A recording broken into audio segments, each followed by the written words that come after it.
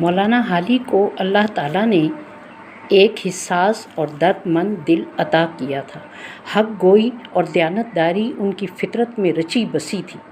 چنانچہ ان کے لیے یہ ممکن نہ تھا کہ وہ حالات سے نظریں چرا کر محض مجازی عشق کی داستانیں بیان کریں۔ وہ سر سید احمد خان کی تحریک علی گڑھ کے ایک سرگرم رکن تھے، اسی لیے انہوں نے اپنی ذمہ داری کو محسوس کرتے ہوئے عالم اسلام کے عروج و زوال کی داستان کو اپنے قلم کی کاوش بنایا۔ ان کی اس کاوش پر سر سید احمد خان فخر کرتے ہوئے فرماتے تھے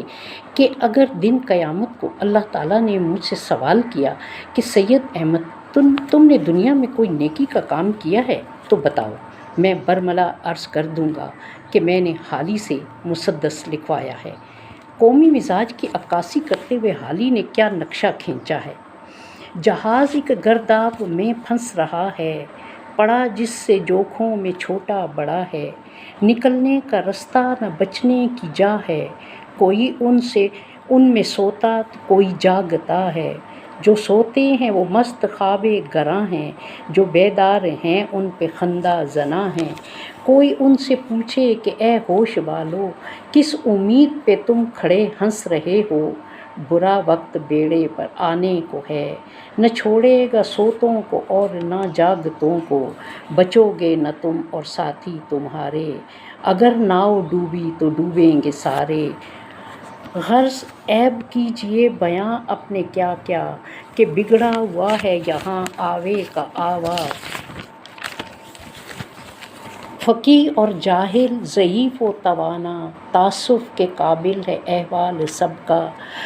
مریض ایسے مایوس دنیا میں کم ہیں، بگڑ کر جو نہ سنبھلے وہ ہم ہیں۔ کسی نے ایک مرد دانا سے پوچھا کہ نعمت ہے دنیا میں سب سے بڑی کیا، کہا عقل جس سے ملے دین و دنیا، کہا اگر نہ ہو اس سے انسان کو بہرا، کہا پھر اہم ہے اس سے علم و ہنر، کہ جو باعث افتخار بشر ہے۔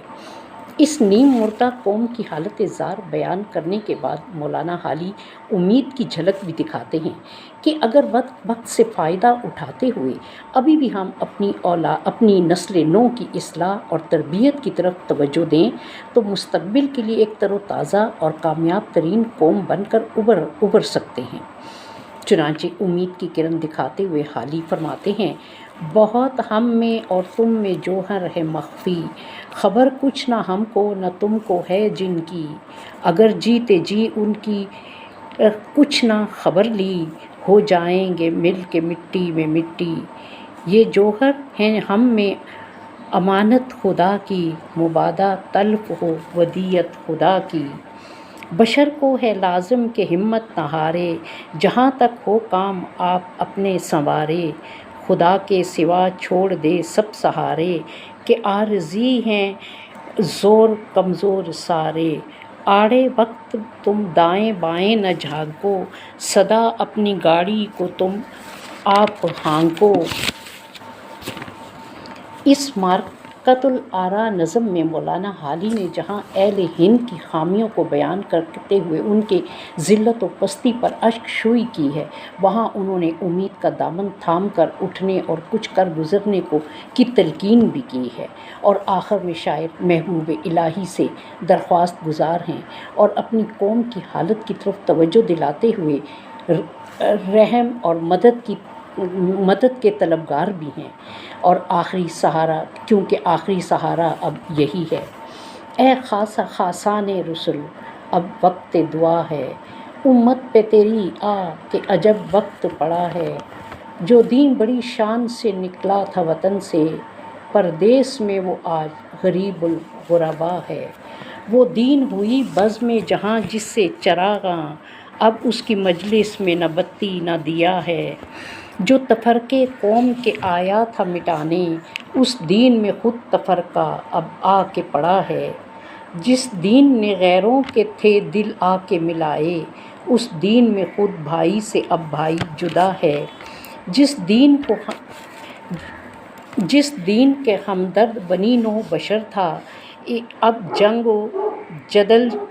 چار طرف اس میں بپا ہے، نبی آخر الزماں صلی اللہ علیہ وآلہ وسلم سے دعا کرتے ہوئے وہ اعتراف کرتے ہیں، گو قوم میں تیری نہیں ہے کوئی اب بڑائی، پر نام تیری قوم کا یہاں اب بھی بڑا ہے، ڈر ہے کہیں یہ نام بھی مٹ جائے نہ آخر مدت سے اسے دور زماں میٹ رہا ہے۔ وہ قوم کے آفاق میں جو سر بفلک تھی، وہ یاد میں اسلاف کے اب رو بقضا ہے، جو کچھ ہیں سب اپنے ہی ہاتھوں کے ہیں کرتوت، شکوہ ہے زمانے کا نہ قسمت کا گلہ ہے، دیکھے ہیں یہ دن اپنی ہی غفلت کی بدولت، سچ ہے کہ برے کام کا انجام برا ہے، فریاد ہے اے کشتی امت کے نگہباں، بیڑا یہ تباہی کے قریب آن لگا ہے، اے چشمہ رحمت بابی انتا و امی، دنیا پہ تیرا لطف سدا عام رہا ہے، بے ادبی جو کرتے تھے اشعار میں تیری، منقول انہی سے تیری پھر مدح و ثنا ہے، امت میں تیری نیک بھی ہیں بد بھی ہیں لیکن دل دادا تیرا ایک سے ایک ان میں سوا ہے، ایمان جسے کہتے ہیں عقیدہ میں ہمارے، وہ تیری محبت تیری عزت کی ولا ہے، ہم نیک ہیں یا بد ہیں پھر آخر ہیں تمہارے، نسبت بہت اچھی ہے اگر حال برا ہے، تدبیر سنبھلنے کی ہمارے نہیں کوئی، ہاں ایک دعا تیری کہ مقبول خدا ہے،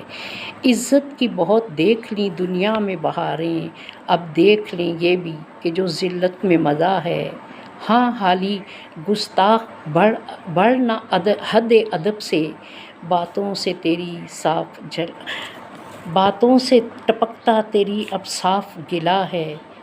یہ بھی خبر تجھ کو کہ ہے کون مخاطب، ہاں جنبش لب خارج از آہنگ خطا ہے۔ مولانا الطاف حسین حالی کی جرأت مندانہ کاوش برصغیر کے مسلمانوں کے لیے ایک تعزیانہ تھا، تو آج اسلامی جمہوریہ پاکستان کے سیاسی و سماجی حالات اس بات کے متقاضی ہیں کہ درد دل کی یہ آواز نئی نوجوان نسل تک منتقل کی جائے۔